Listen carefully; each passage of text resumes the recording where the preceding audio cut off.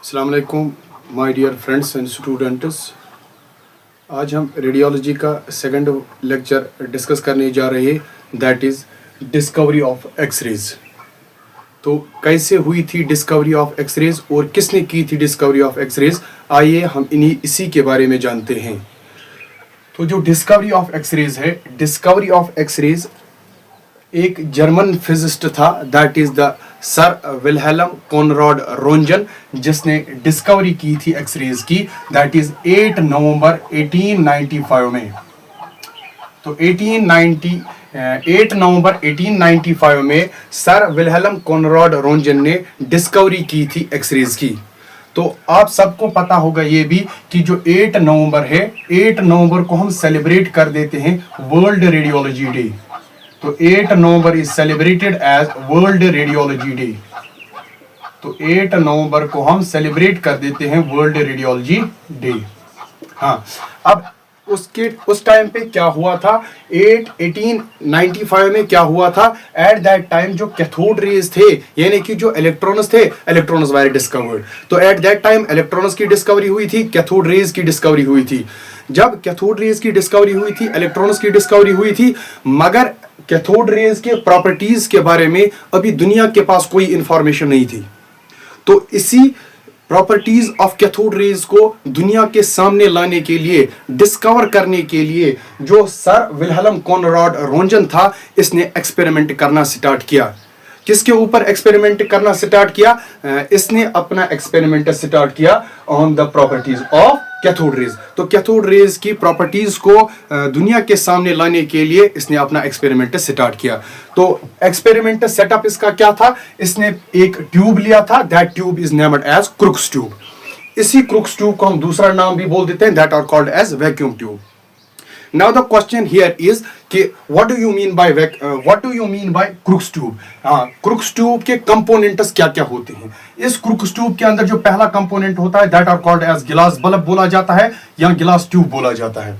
Number second जो होता है, इसी Crookes tube के अंदर, ये हमारे पास है Crookes tube। अगर मैं इसकी बात करता हूँ, ये मेरे पास है Crookes tube। इस Crookes tube के अंदर क्या क्या चीजें पाए जाते हैं? तो इस क्रुक्स ट्यूब के अंदर पहले हमारे पास तो एक यहाँ पे दो इलेक्ट्रोड्स पाए जाते हैं, one is called as positive electrode and another one is called as negative electrode. तो पॉजिटिव और नेगेटिव इलेक्ट्रोड्स पाए जाते हैं, यानी कि इसका मतलब यह है कि इस क्रुक्स ट्यूब के अंदर एक कैथोड पाया जाता है और एक एनोड पाया जाता है। और इसके साथ साथ क्या क्या चीजें पाए जाते हैं? अगर मैं बात करता हूं, इसके अंदर एवैक्यूएटेड एयर, यानी कि जो भी इस ट्यूब के अंदर गैस था, एयर था, उसको बाहर निकाला, कुछ मिनिमम अमाउंट में इसके अंदर गैस को रखा गया, तब जाके उस गैस की बाद में क्या होती है, आयनाइजेशन होते हैं, वो कन्वर्ट हो जाते हैं पॉजिटिव और नेगेटिव आयन्स के अंदर। अब जो सर विल्हेल्म कॉनराड रोंजन थे, सर विल्हेल्म कॉनराड रोंजन ने क्या काम किया?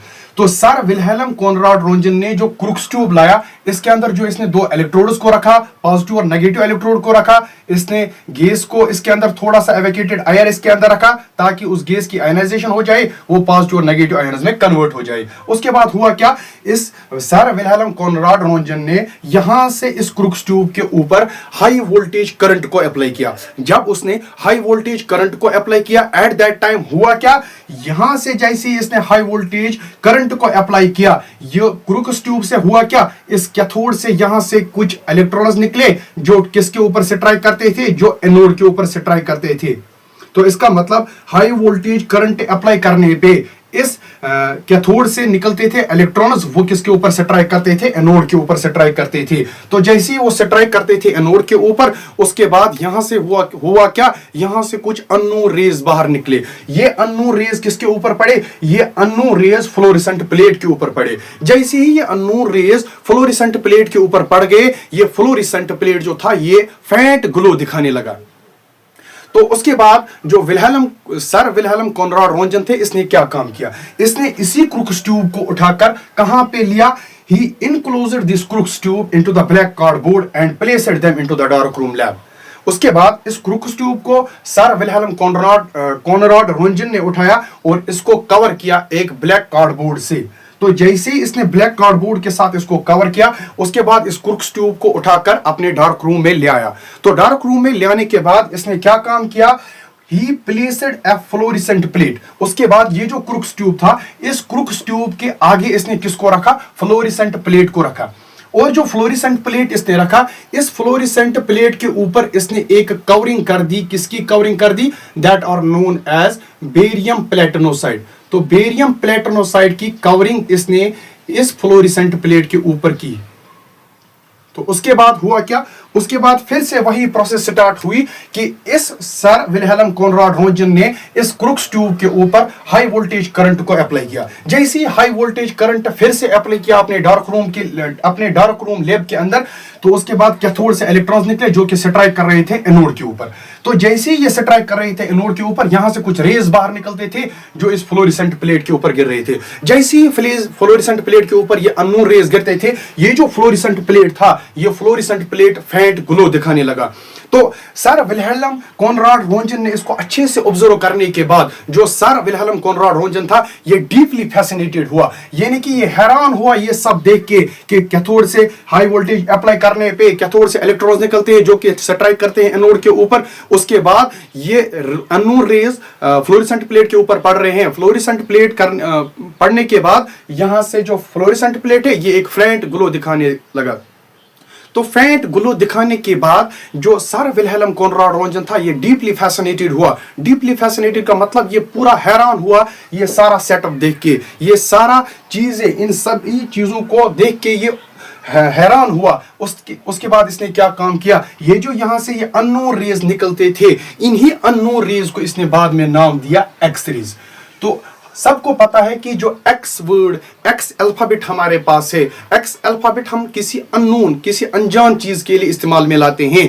तो इसीलिए तो जो सर विल्हेल्म कॉनराड रोंजन थे, ये तो इस क्रुक्स ट्यूब के अंदर प्रॉपर्टीज ऑफ कैथोड रेज को डिस्कवर करने चला था, मगर यहाँ पे एक्सीडेंटली और इंसिडेंटली डिस्कवरी हुई यहाँ पे किसकी?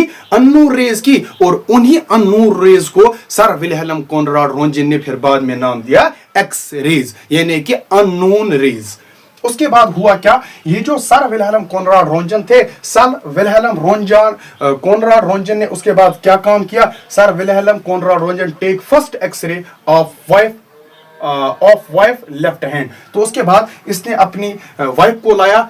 इसके वाइफ का नाम था एनी बार्था रोंजन। एनी बार्था रोंजन इसकी वाइफ थी। इसने क्या काम किया? इसने इसका लेफ्ट हैंड लाकर खड़ा किया इस क्रुक्स ट्यूब के सामने, यानी कि फ्लोरेसेंट प्लेट और क्रुक्स ट्यूब के बीच में इसने अपने वाइफ का हैंड रखा। उसके बाद हाई वोल्टेज डिस्चार्ज को अप्लाई किया, हाई वोल्टेज करंट को अप्लाई किया। जैसे ही इसने एक्सपोजर दिया, 15 मिनट्स का एक्सपोजर था, 15 मिनट्स का एक्सपोजर जैसे ही इसने दिया, तो इसके जो वाइफ का लेफ्ट हैंड था, उसकी इमेज यहाँ पे विजिबल हुई। कैसी इमेज थी वो? एक तो उसको बोन्स वहां पे दिखे, स्केलेटल इमेज दिखी, और जो उसकी वेडिंग रिंग थी, वेडिंग रिंग भी उसको दिखी। किसके ऊपर? इस प्लेट के ऊपर यहाँ पे। तो ये क्लियरली विजिबल हुआ। तो पहला एक्सरे लिया था इसने अपने वाइफ के हैंड, लेफ्ट हैंड के ऊपर, जिसका नाम था एनी बार्था रोंजन।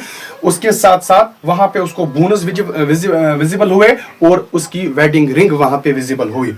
उसके बाद हुआ क्या कि उसके बाद जो सर विल्हेल्म कॉनराड रोंजन थे, सर विल्हेल्म कॉनराड रोंजन दुनिया के ऐसे पहले पर्सन थे, वर्ल्ड्स फर्स्ट पर्सन, जिसने पहली रेडियोग्राफिक इमेज दी ह्यूमन एनाटॉमी की। फिर से एक बार रिपीट कर रहा हूं कि सर विल्हेल्म कॉनराड रोंजन जो थे, सर विल्हेल्म कॉनराड रोंजन दुनिया का ऐसा पहला शख्स था जिसने पहली रेडियोग्राफिक इमेज दी ह्यूमन एनाटॉमी की।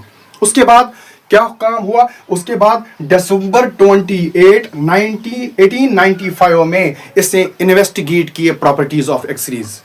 तो इसका मतलब उसके बाद दिसंबर 28, 1895 में इसने दुनिया के सामने किन को लाया बेटा? प्रॉपर्टीज, यानी कि एक्सरेज के क्या क्या प्रॉपर्टीज होते हैं, एक्सरेज के क्या क्या फायदे होते हैं, एक्सरेज के क्या क्या नुकसान होते हैं, ये दुनिया के सामने फिर बाद में लाया गया।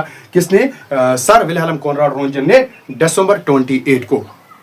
उसके बाद इसका ये कारनामा देखकर, इसका ये एक्सपेरिमेंटल सेटअप देख के इसको फिजिक्स में बाद में नोबेल प्राइज दिया गया। 1901 में इसको फिर नोबेल प्राइज दिया गया फिजिक्स के अंदर।